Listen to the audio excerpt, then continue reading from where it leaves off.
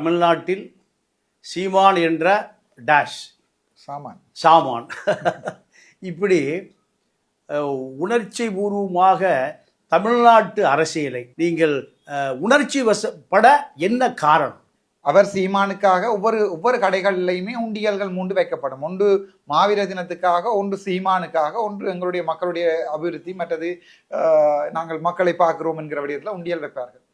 So இந்த 15 வருட காலமான இவர்களுடைய செய்கை எண்ணம் தமிழ் தேசியத்தை அதல பாலத்துக்கு கொண்டு போயிருக்கிறதா அல்லது பாதாளத்தில் இருந்து உயிர்ப்போட வைத்திருக்கிறதா என்று கேட்டால், இந்த முறை தமிழ்நாட்டு அரசியல் தேர்தலில் தமிழ் தேசியம் கதைப்பதால் தான் மக்களால் ஏற்றுக்கொள்ளப்படவில்லை என்கிற தமிழ் தேசியத்துக்கு மிகப்பெரிய வலியை சீமான் தந்திருக்கிறார். சீமானை பொறுத்த வரைக்கும் ஒரு 10 கொள்கைகள் இருந்தால் அதிலே பணம் உழைப்பதற்குரிய கொள்ளை தமிழ் தேசியம்.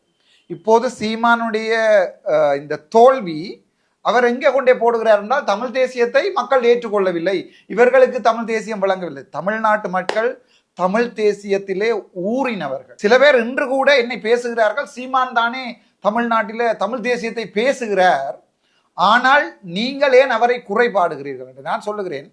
தமிழ் தேசியத்துக்காக வளர்ந்த கட்சிகளிலே முக்கியமான கட்சி இந்த திருமாவளவன் ஐயாவினுடைய விடுதலை சிறுத்தைகள் கட்சி. இப்போது இந்த சீமானை வளர்ந்து விட்டவர்களிலே முக்கியமான பிழை சொல்ல நான் கை நீட்டினால், எங்களுடைய திருமாவளவனை நோக்கியும் நாங்கள் கை நீட்ட வேணும். அது மாதிரி உங்களை போன்ற ஒரு மிகவுமே தமிழ் தேசியத்தில் ஊறினவர்களை நோக்கி நாங்கள் கை நீட்ட வேண்டும். நீங்கள் தான் அந்த பிழையை விட்டிருக்கிறீர்கள், நீங்கள் தான் சீமானை வளர்த்து விட்டிருக்கிறீர்கள், வளர விட்டிருக்கிறீர்கள் என்பது எங்களுடைய மிகப்பெரிய மன்னிக்குவோம். ஆனால் இன்று சீமானை பொறுத்த வரைக்கும் 1000 கோடிக்கு மேல பெருமதியான சொத்துக்கள் சேர்க்கப்பட்ட நபர் எங்க இருந்து எங்க ஆரம்பித்திருக்கிறார், எங்க முடிகிறார் என்றால் அதுக்குரிய காரணம் இந்த தமிழ் தேசியம் என்கிற வலியை ஒருவன் கதைக்கிறான். இவர் கதைக்கும் போது நாங்கள் தோற்ற இனம், சிதைக்கப்பட்ட இனம், எங்களுடைய வலியை கதைக்கும் போது சந்தோஷமாக இருக்கிறது. இன்றும் இவருடைய கதைகளை பார்த்து சந்தோஷப்பட்டு கொண்டு என்னை விரோதியாக பார்க்கின்ற என்னது இனத்தவர்களும் இருக்கிறார்கள். என்ன இவன் திடீரென்று வந்து சீமானை கூடாதுன்னு சொல்வேன். நான் இன்று சொல்வது என்னுடைய இனத்துக்கு நாளை தான் விளங்கும். ஆனால் உங்களுக்கு, இங்கேயே சீமானை பார்த்து வளர்ந்த உங்களுக்கு உண்மை தெரியும். நீங்கள் தான் சீமான் எப்படிப்பட்டவர் என்பதை சமூகத்துக்கு சொல்ல வேண்டும். தனிப்பட்ட ரீதியில சீமான் என்பவரை எனக்கு காணவும் இல்லை, எனக்கு இந்த கோபமும் இல்லை, எந்த பச்சதாபங்களும் இல்லை.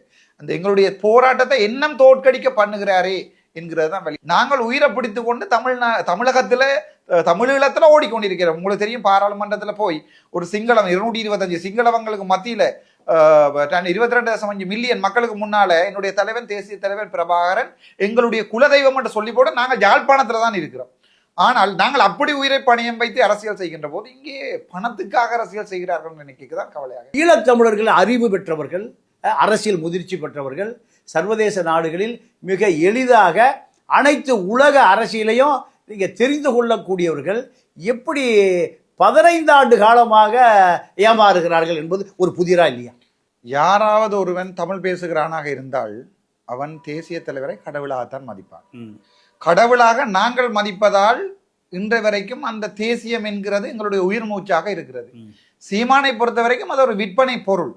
சோ எங்களுடைய தேசியத்தை ஒருவர் இந்தியாவிலே வளர்கிறார் என்று நினைத்துக் கொண்டு நாங்கள் இவருடைய விற்பனைக்கும் இவருடைய வியாபாரத்துக்கும் நாங்கள் துணை சீமான் கதைப்பதால், சீமான் என்ன 100 வருடமும் கதைத்துக் கொண்டு இருக்கலாம், நாங்கள் அதை ஆதரிப்பார்கள், எங்களுடைய மக்கள் ஆதரிப்பார்கள். ஆனால் எங்களுடைய மக்களுக்கு இவரால் எந்த பிரயோசனமும் இல்லை என்பதை விளங்கும் அளவிற்குரிய அந்த உணர்ச்சியை தாண்டின விடயத்துக்கு எங்களால் போகலாமே இருக்கு. அவன் ஒருத்தன் சாகுறான், அங்கே ஒரு மிகப்பெரிய போராளி, மிகப்பெரிய தளபதி, அடே இங்கெல்லாம் நான் போறோம், எல்லாம் முடிஞ்சுது, நீங்களாவது இதை பார்த்துக்கொள்ளுங்கடா என்று சொல்கின்ற அந்த கடைசி வலி, அந்த வசனம் சீமானுக்கு கோடி கோடியாக காசு உழைப்பதற்கு பயன்பட்டது. அதுதான் சீமான். அதான் பாராளுமன்றத்திலே சொல்லியிருக்கிறேன், அந்த சீயா வெட்டிட்டு ஒரு அரவு போட்டிருக்கிறேன் சாமான் என்று. ஏனென்றால் இவர் ஒரு மளிகை கடை சாமான். விஜய் முதலமைச்சரானால் ஈழத்தமிழனுக்கு விடிவு கிடைக்கும், இப்படி ஒரு கருத்தை சொல்லியிருக்கீங்க. இது எந்த அடிப்படையில் சொல்லியிருக்கீங்க? ஒரு கொஞ்ச காலமாவது என்னுடைய அடுத்த இனமாவது சந்தோஷமாக வாழட்டும் என்றால் நான் கேட்டதுக்குரிய காரணம், உண்மையாகவே எங்களுக்கு அங்கே இருக்கிறது வலிக்கிறது. நாங்கள் சாதாரணமாக ஒரு போலீசாரிடம் போகிறோம் என்றால் சிங்களத்தெல்லாம் கதைக்கணும், நான் நன்றா சிங்களம் கதைப்பேன், என்னால் தப்பித்துக் கொள்ள முடியும், ஆனால் என்னால் என்னுடைய இனத்தால் தப்பித்துக் கொள்ள முடியாது. ஆகவே நான் விஜய் அவர்களை பார்ப்பது, முதலமைச்சர் அவர்களை பார்ப்பது உங்களுடைய சின்ன பார்வை கூட எங்களுடைய தமிழ் நாட்டிலே அல்லது எங்களுடைய தமிழ் ஈழத்திலே அரசியல மிகப்பெரிய பூகோள அரசியல் என்று சொன்னீர்கள், ஜியோ பாலிடிக்ஸ்ல மிகப்பெரிய மாற்றங்களை கொண்டு வரும்.